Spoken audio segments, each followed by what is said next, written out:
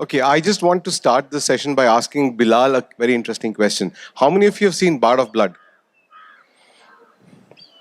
Okay, the question I have to ask Bilal is why did he let Imran Hashmi play the lead? You could have played it yourself. I think the character had to look like a teacher, not like someone who's been plucked out of a backbench and put onto a stage. So Imran suited that role, I think. Interesting. So how did you write Bard of Blood? How did you get into Uh, thrillers in the first place? Actually, I was in college when Hussein Zaidi, who was my mentor, he came to give a lecture because I was studying journalism. And during the course of the lecture, he just wanted to assemble a team to help him with his other novels and his non-fiction books, as you know. Uh, so I think 50 of us applied. He weeded all of us out. In the end, it was just five, six of us. And from that, while working with him one day, he just asked me if I'm writing something of my own. So I sent him 5 chapters of what was that version of Bard of Blood back then. I was 19 or something. It was extremely. Uh, I mean, I'd cringe if I read it now, but I think he liked it. In fact, he hadn't replied to me after reading it 2 months. So I thought he's really hated it and just wants to be decent about it. So he's not saying anything. But turns out he sent it to Penguin and they liked it. And they asked me to complete the book before publishing it. So that just set me upon this journey of writing, something that I always wanted to do. And yeah, then after that, one thing led to another, and Bard became a show and just stuff like that. But yeah, so that's more or less the journey of Bard. But sir, actually, I want to ask you a question. Is that what led you to start writing thrillers? Because I've been seeing your books, reading your books since way before I thought of becoming a writer. And obviously, Hussein sir has always told me about to read your books just to kind of get a grasp on how thrillers are written in an Indian context. So I'd just like to know your story. Well, I am kind of an accidental thriller writer. I didn't start off writing thrillers in the first place. Um my first book was a book called If God Was a Banker, which was written about It's a a decade fantastic ago, book. and it was a nice little story, but it was not a thriller. It was a story about two bankers. No murders, no blood, no gore, nothing. Yeah. Uh, the second and the third book also were very similar in terms of Yeah. treatment. Yeah. In the third book, I had some incident which happens in the first chapter, which leads to a few people dying, and the incident, uh, the the secret behind that gets revealed in the last chapter. So uh, that book got called a thriller, and then the pressure started. Then the publisher started pushing you towards writing thrillers. Then you started researching as to how do you write better thrillers, and then you come up with the logic saying to write a good thriller, you need to have a murder in the first chapter uh, which hooks on the reader, and the entire journey, which kind of leaves the audience with a twist in the last chapter. So I started writing those kind of books, but then. As I said, it's completely an accident that I landed in the world of thrillers, and that's Yeah, just drawing from what you said, actually, the publisher kind of not pressured, but nudged you into a certain direction.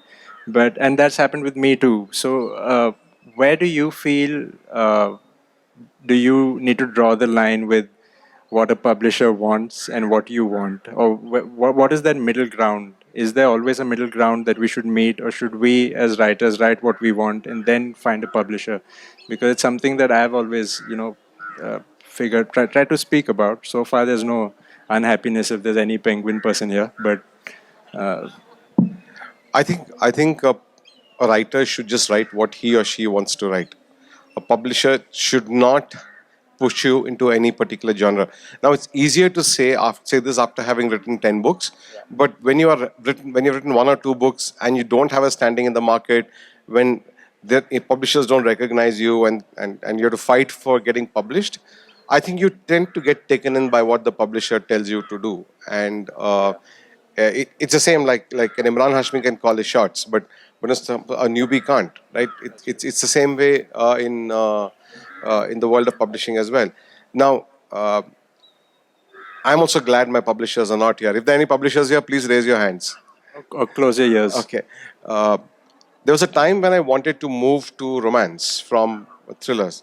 just to try out how writing a romance is, because I feel an author must always challenge his limits and probably not box himself into a particular genre.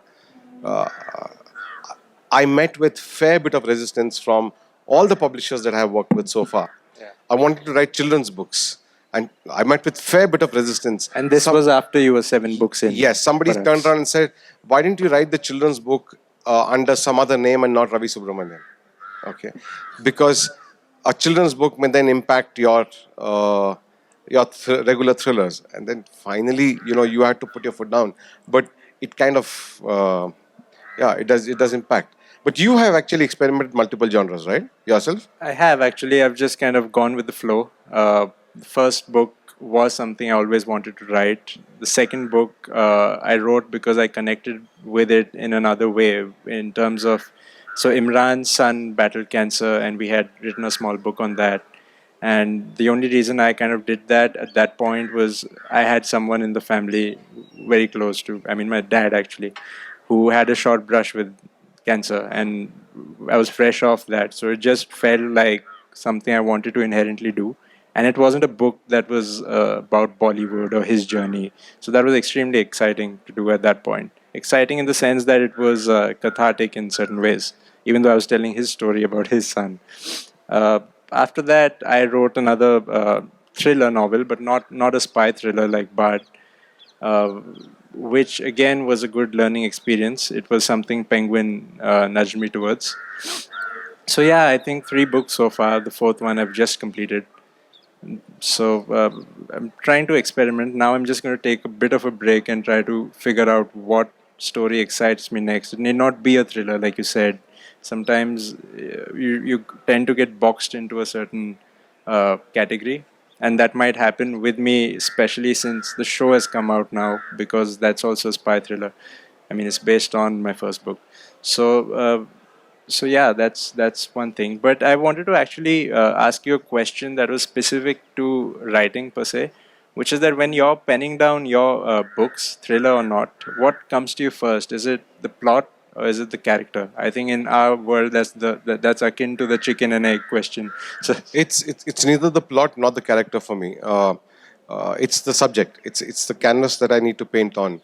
Uh, for example, all my books which I've written thus far have actually come out of an interest in something. For example, I wrote a thriller based in the world of bitcoins. It's called God is a Gamer.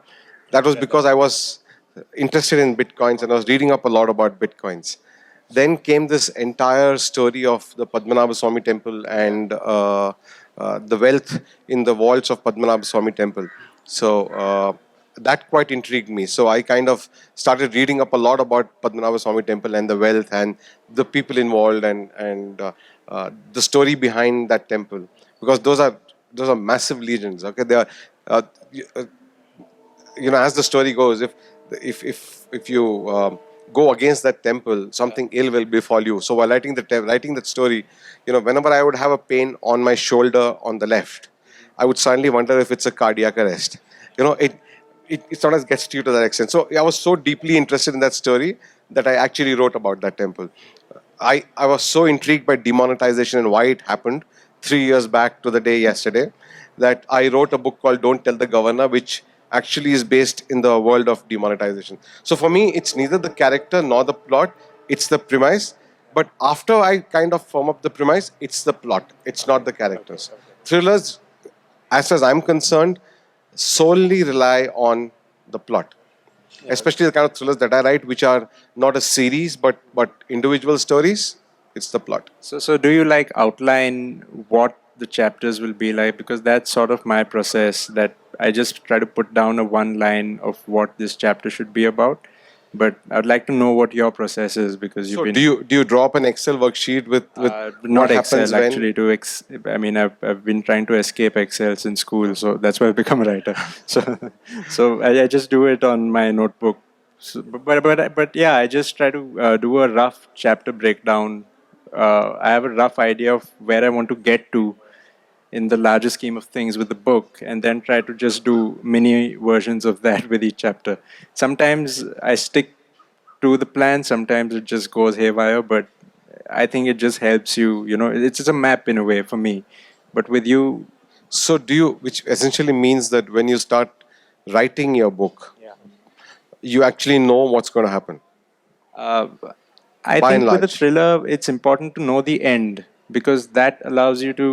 This is my understanding of it. Allows you to set up some red herrings. It allows you to set up the characters in a way that, so you know at least where you're going with it, and then it just depends on how well you hide it in the writing, the twists and the turns. So at least the ending I try to fix before I start writing. So let me. That's actually a great style of writing. In the fact, in the sense that it saves you a lot of time and gives you a lot of clarity in what to write. But when I start writing my first chapter, I genuinely don't know what the second chapter is going to be. Even the end. I don't know the second chapter. Forget the end. I don't know the second chapter. I don't know the third chapter. I don't know the fourth chapter. So, so I start writing, and sometimes I get stuck because you don't know which direction to take, and then you go in a particular direction. Then you have to come back and plant some red herrings, and then rewrite the entire stuff. Uh, it works for me because that's why I've written all my books. In fact, in this book called In the Name of God, the same Padmanabh Swami Temple one, I had reached 80% of the book. Okay, 80-85%. The last 30-40 pages, and I didn't know who the murderer was going to be. Oh, that's and nice. and just imagine, the chaos, because even from a even from a reader's perspective, Yeah. it means at that point in time any one of the characters could have been the murderer. Okay. So if I don't know what the next page is going to How will the contain, reader there's know? some hope in hell that the reader will know. So it just adds a certain amount of suspense and unpredictability. But yes, it's a painful way of writing a book. No, I'm sure. I mean, if you've done 10 books, you mastered it for sure. I mean, if it's a matter of process. Everyone has their own version and way of going about it. How important is it to have a murder in the book? If it's a thriller, I think it's the most important thing. So you uh, need to have blood, you need to have gore, you need to have. I have I have blood in my titles, but I think that if you're It's doing a thriller, there has to be some sort of threat. Need not always obviously amount to death. Like I'm sure, I don't think all of your books have death as prominently as some other thrillers may, like Hussain Sir's may. I mean, his non-fiction books have death, so his thrillers are bound to have death. But but I think if you're playing in the zone of thrillers, there's nothing like a good murder. it's very difficult to write a scene describing a dead body, in a thriller. So and blood Is around it. it? So I the way I write my books is, if somebody has to be killed, that somebody is found dead.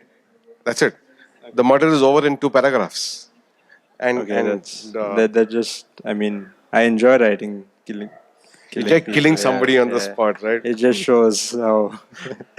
You guys have seen Joker, right? So Yeah, it's gore. Yeah, I. How many of you like reading blood, gore, murder, bodies being torn apart, and some intestines coming out? You know, no. Or there are quite a few of them. Maybe I should experiment now. yeah, No, but there's something beautiful about blood being splattered all over a wall with bits of bone and brain. Don't you think? in one of my books, there was this character who was the most important character in the book. And one fine day, I was 60%, 65% through into the book, and I woke up and I didn't know what to write. So I just wrote one paragraph, and they found her body in the park. Okay. That's it, and nothing else. So nothing about the blood around, nothing about the slash, nothing about I'll the. just take your email ID. Maybe I'll just send you a. You can use it or no, but I'll just tell you how they found a body there and why they found. But just a No, question, sir. I Sorry, go ahead, go complete. ahead. Would you ever think of writing for the screen directly, like, or would you prefer to write novels first and have them adapted, or would you be open to screenwriting, basically? I Okay, I have a problem, and I'll explain the problem to you. I have a corporate job. Okay, I work in a finance company, and typically what happens is when you grow senior in corporates, uh, you tend to not listen to anybody else, right? You do your own thing, and you tend to take your own decisions, and then you don't like people telling you what to do, etc. Uh, so that's why I write novels, because I can do what I want to do. I can kill anybody the way I want to. I can actually, You can find bodies. if I don't like somebody at work, I can put him in a book and I can do whatever I want to do to him. But Feel the better. moment you start doing screenwriting, uh, the game changes, right? Because there's too much money at stake, somebody else's money at stake, and you have to listen to him. The chai wala in serving tea in the conference room has an opinion on what needs to be written in the book, right? So, as an author and as a corporate professional, it's very difficult to take that. And so I kind of don't think Yeah. temperamentally I'm suited for For screenplay writing. No. Yeah, that's true. It is an extremely collaborative process. You have to probably work with another co-writer. You might have to work with a dialogue writer. You might have to work with the director. An actor will come in and have his share of changes, which have nothing to do with the script you imagine.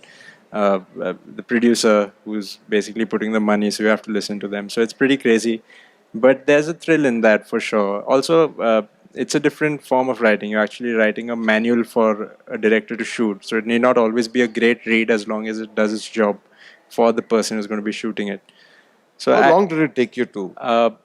for Bard, I worked with someone else actually, Mayank Tiwari. He's a very well-known screenwriter. He's done Newton and stuff. So the whole process of, because it's a Netflix show, we took some time learning the ropes. So it took us, I think, 7 or 8 months to write the entire show out. And this being with me, being a part of the room, it being my own book, there were things we just completely did away with. So it is a lengthy process. But you were just telling me about something important, actually, which we should speak about, I think, is your imprint and how you are giving a break to several other young writers. I know how important it is to have a mentor because Hussain sir has done that for me.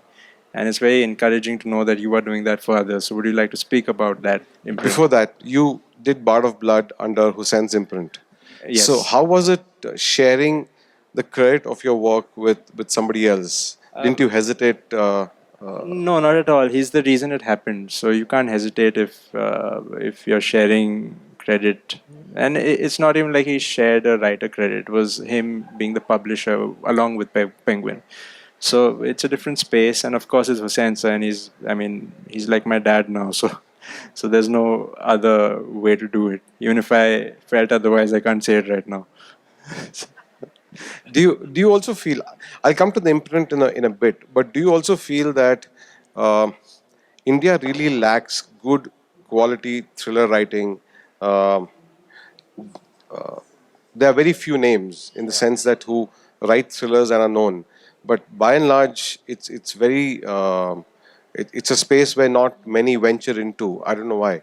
Most of the thrillers in India are which sell in India are international thrillers. So why do you think I that's? think so. What happens, and probably I'm also guilty of it to a certain extent. The thing is, we read so many international thrillers that as writers, you get influenced by them, no unknowingly. So at some points, you just want to create a character that's resembling another flamboyant spy somewhere in the world, not necessarily UK. So at the same time, you just you are inherently just influenced by something you've read or something you've watched now, because that's become even more common than it was, I think, 10 years back. So I don't think the reader wants to read a cheaper version of what they get internationally. So the novelty then lies in what new subject you manage to crack in an Indian context that can serve as a novel Indian thriller. So I think that's what my learning has been. I think Bard, in its own way, has some unique angles to it. Uh, Few people on Goodreads feel otherwise, but I think in its own way, I'm trying to learn as I move with every book. So like writers like you, writers like Hussain sir, writers like who else? Ashwin Sanghi. All of them have really set the benchmark high with their thrillers, and they've, you've created a certain niche. So, like, you have financial thrillers that no one can touch you in that space. Ashwin sir has his own set of thrillers. Hussain sir has his military slash spy thrillers. And because Hussain sir, I'm trying to go out in that space too. So because he'll understand. So it's just a matter of how well you crack a novel idea in the Indian context and then write that. If you try to write a cheaper version, I mean, you don't know you're writing a cheaper version of it at that point, but I think you end up doing that if you're copying someone. I think in India, a lot of thrillers are read by the evolved population. Okay, people who want to read complicated stories, and romance is read by the masses.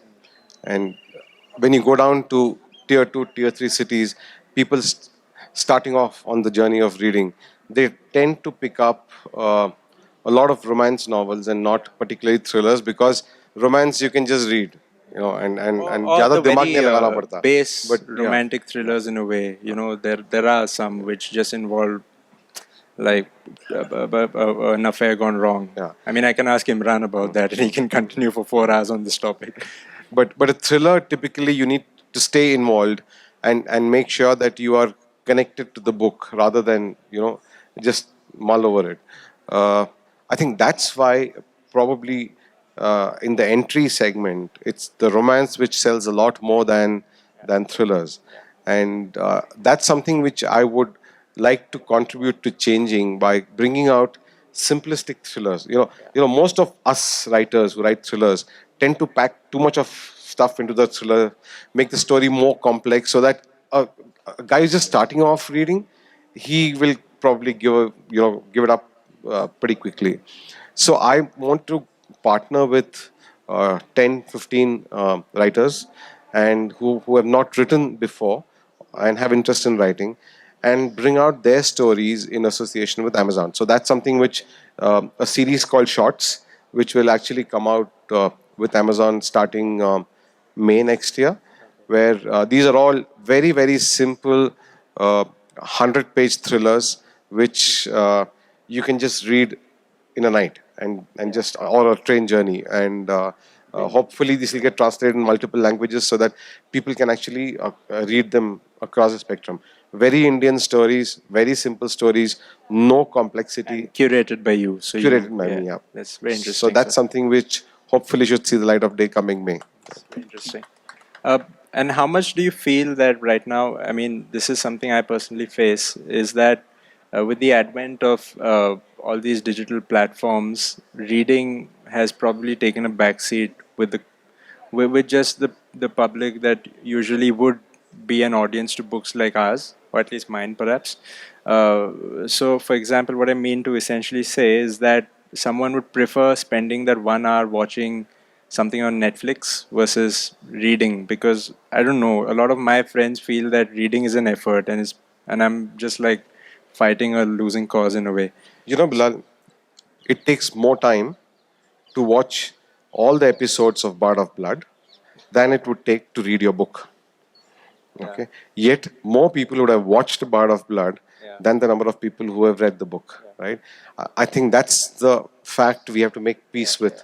And irrespective of what publishers tell you, what authors tell you, the fact is that bookstores are complaining and publishers are complaining that the total book sales is on the downturn. So people are not reading books as much as they read to, as they used to.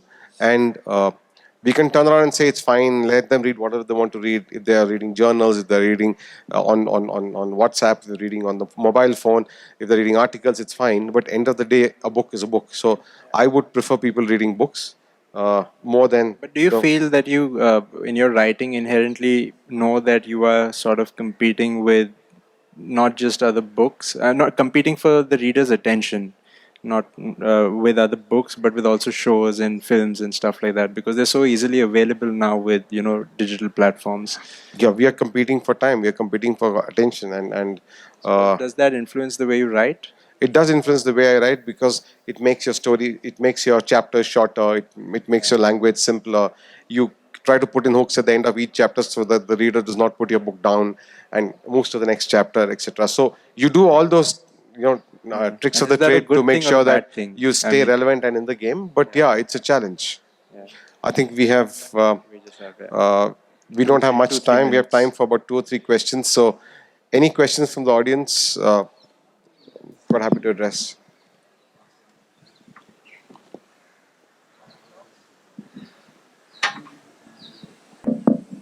We talked about thrillers, right? And we specifically talked about murders. Should all thrillers be containing murders? I don't think it's necessary. We can have adventure. You can have so many kind of thrillers, right? What is your opinion on that? I think thrillers. There is a murder mystery and there is a thriller. A murder mystery has to have a murder. A thriller may or may not have a murder. For example, if it's there, there are whodunit murder thrillers and there are howdunit thrillers. There are thrillers which the journey is a thrill. There are thrillers where the resolution of the conflict is a thrill. So typically, you murder makes a book a sure shot thriller. Okay, but it's not necessary that every thriller needs to have a murder in it. For example, my last book, Don't Tell the Governor, is a thriller, but it doesn't have a murder.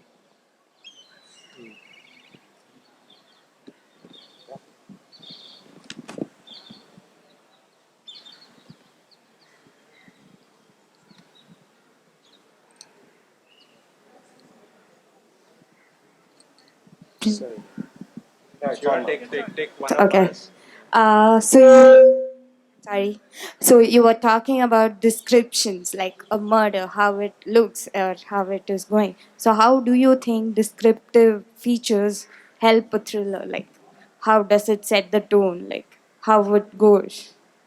I would let Bilal answer it, then I would probably just take I on. think it's the function of the story. I think what the story requires is what how you write it. So for him, I don't think he feels like describing it because story perhaps doesn't need him to describe it.